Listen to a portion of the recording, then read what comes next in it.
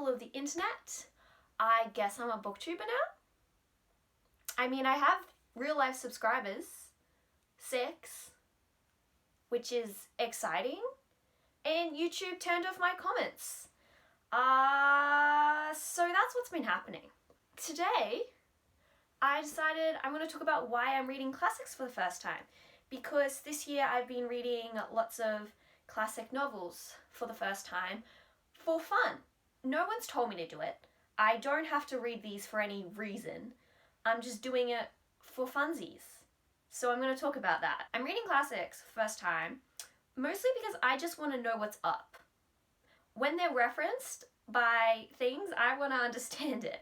I want to be in on the jokes. Main reasons I wanted to read classics was that I can understand when they're referenced by other forms of media like books, TV shows, films, music.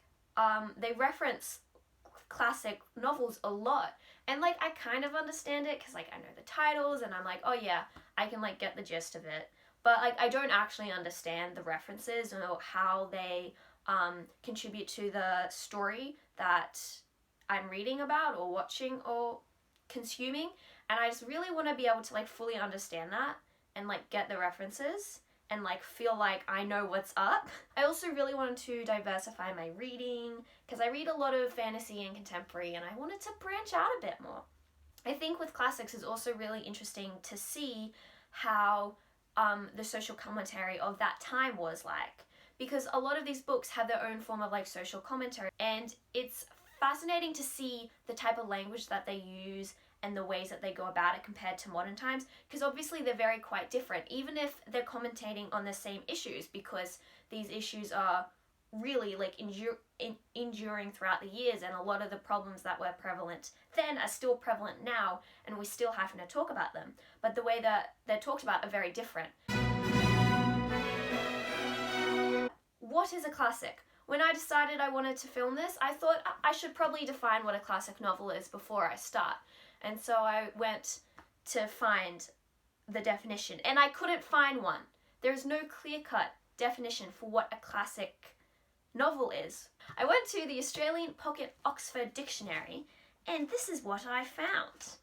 Classic is defined as of lasting value and importance, remarkably typical, outstandingly important, or of ancient Greek and Latin literature or art. Classical is defined as of ancient Greek or Roman literature or art. So, no definition for classic literature in here. So, we must go to the internet. And this is what I have found in my research. Britannica defines classical literature as ancient Roman Greece. The term is used also for the literature of any language in a period notable for the excellence and enduring quality of its writers' works. So similar to the dictionary, classical literature we seem to have a fairly good definition for as being the classics, Greek, Latin writing. This is where we think of Homer, the Iliad, the Odyssey, things like that. And then classical literature is also used to define literature for other languages for a particular period.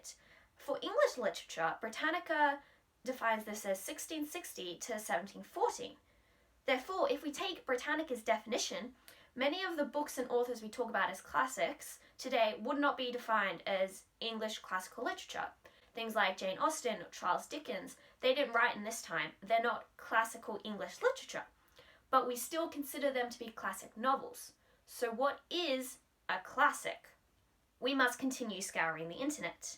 I couldn't find a definition that was very clear about what a classic is, because it appears that it's very, very contested and there are lots of interpretations. There's a consensus on time playing a factor, the story addressing universal human concerns, shifting people's views on life, influencing subsequent works, and standing the test of time and being relevant to multiple generations. So again, these factors, they're not specific. How long do we have to wait to see if it's a classic or not? Who decides whether it's important or not?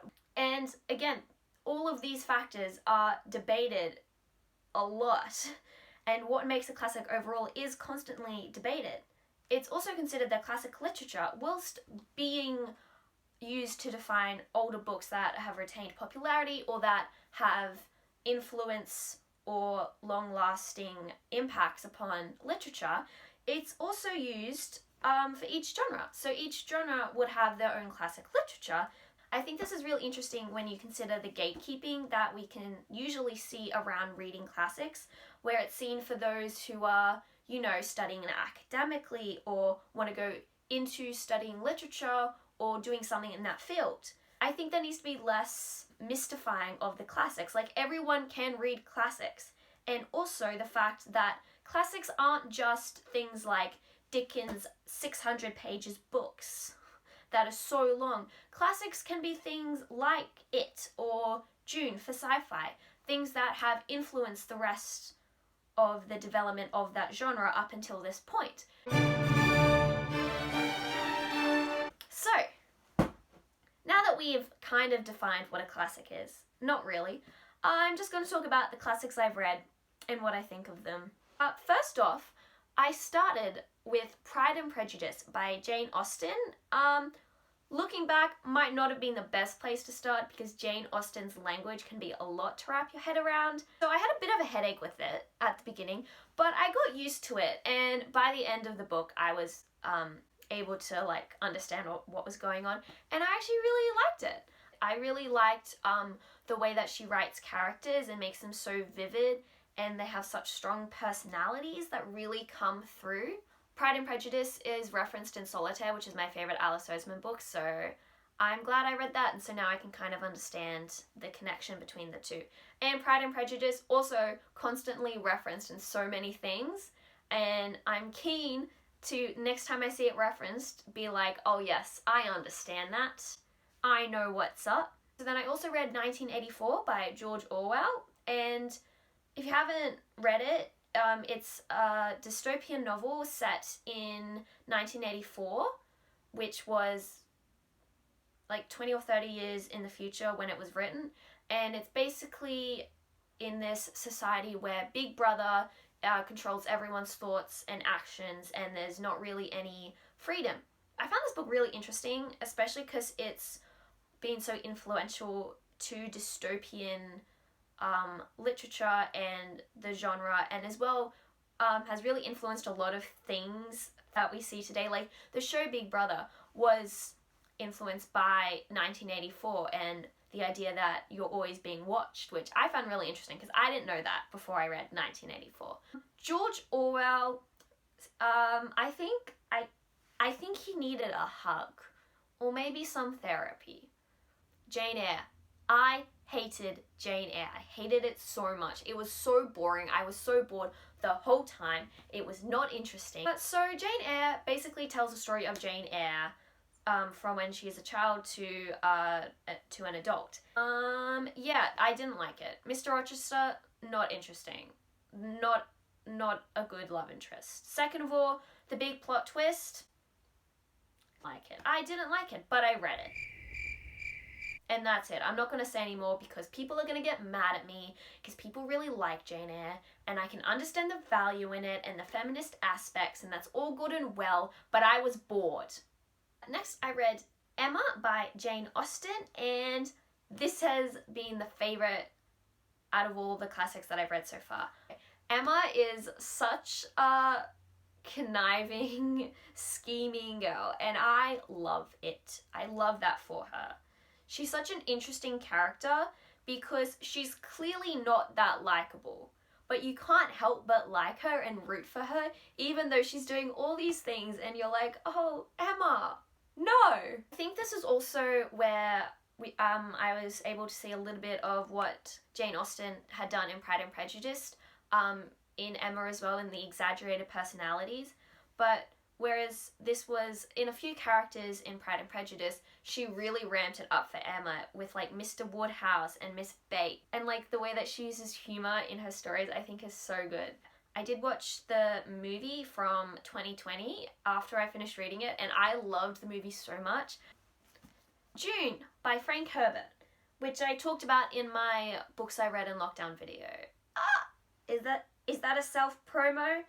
Oh my god, I am a booktuber. A classic sci-fi, which is why I'm including this. You can definitely see the influences it's had on subsequent sci-fi works in different media, like Star Wars. You can really see the similarities between the whole, you know, set in a galaxy far away. So I'm also really excited to see the 2021 movie about this, because it has Zendaya in it, and I love Zendaya. I'm also interested to see how they go about some of the parts of it, because I know they've gender swapped at least one character. I'm also really interested to see how they depict the Baron, because obviously in this book there's a bit of like problematic portrayal of, you know, fat being a villainous trait, and I'm interested to see what they do with that. Great Expectations by Charles Dickens. Again, I talked about this in my books I read in lockdown video. It's a Bildungsroman. I've read a few other Bildungsromans before, and so it was really good to read one of the first Bildungsromans and just see how it's influenced that type of style of writing, of like following someone's journey through their life and a coming of age story. Like I instinctively compared it to Jasper Jones that I've read, because that's a lot about, you know, someone finding themselves throughout their story. And the most recent classic I've read was Wuthering Heights by Emily Brontë. And Emily Brontë, superior Brontë sister to Charlotte Brontë. Because do you know what? It was interesting. It was engaging. I actually wanted to read it. First of all, Wuthering Heights, unreliable narrator within unreliable narrator, which I think is so interesting to read. Like, they're telling this story, but you can't really rely on like what anyone's saying about anyone. It's like no one can be trusted. You know, everyone sucks in this novel. Like, there are not really many good characters. There's a lot of conjecture about Emily Bronte's like intentions with the novel and stuff, and you know, whether she was trying to like put in any feminist aspects or like what she was trying to say. I raise you. Emily Brontë was trying to say people are terrible and you should never trust what they say and always question everything. Anyway, so those are the classics I've read so far, and I'm just gonna quickly run through the next ones I want to read. First of all, The Great Gatsby by F. Scott Fitzgerald. Obviously very famous, referenced in a lot of things. Rebecca by Daphne du Maurier. I actually got this one from BookTube, mostly Jack Edwards' video that he made about Taylor Swift. The Bell Jar by Sylvia Plath, because it's meant to be really good. I want to read a bit of Sylvia Plath. Murder on the Orient Express by Agatha Christie.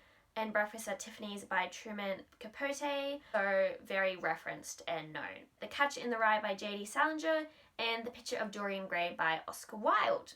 So I also want to read the other Brontë sister. I think Tenant of Wildfell Hall is her book, and so then I'll have, you know, one from all three. I also want to start reading some like translated classics from other languages or countries, because obviously at the moment I'm just reading like English classics. I hope you enjoyed watching this video. Maybe go read some classics too if you want. Do what you want. If you want to read classics, read classics. If you don't want to read classics, don't read classics.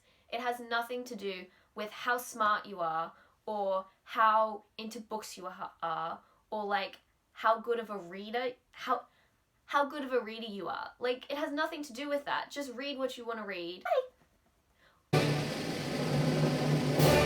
So paranoid about my neighbors hearing me, but they've probably heard me singing already, so I don't know what can get worse than that.